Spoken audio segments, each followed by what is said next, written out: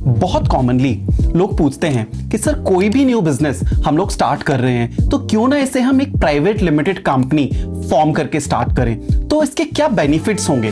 तो another 30 seconds में आज हम लोग जानते हैं कि प्राइवेट लिमिटेड कंपनी फॉर्म करने के क्या क्या बेनिफिट्स हैं। प्राइवेट लिमिटेड कंपनी के बेनिफिट्स की बात जब भी आती है सबसे पहले बात आती है नेम यूनिकनेस की। नेम यूनिकनेस का मतलब यह है कि हर प्राइवेट लिमिटेड कंपनी के जो नेम्स हैं वो ministry of corporate affairs that is MCA पर रजिस्टर्ड होते हैं। तो एक नेम अगर ऑलरेडी एमसीए से ग्रांटेड है तो उससे सिमिलर नेम या वो एग्जैक्टली सेम नेम की कोई और कंपनी ग्रांट नहीं हो पाती है। तो ये सबसे बड़ा बेनिफिट है। सेकंड बेनिफिट की बात अगर करें तो मुझे लगता है ये सबसे बड़ा बेनिफिट है।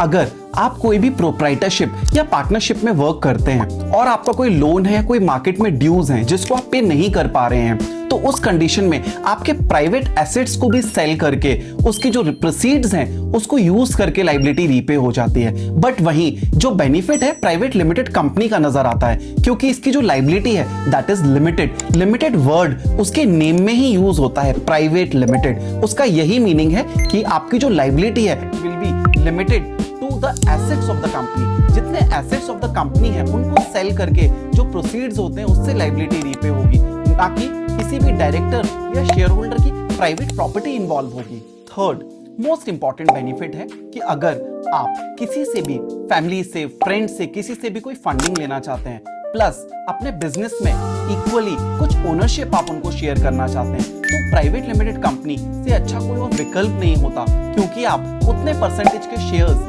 फर्दर अपने फैमिली, फ्रेंड्स, रिलेटिव्स किसी को भी दे सकते हैं और इजीली एक फंडिंग अवेल कर सकते हैं। So that's it for today. Thank you.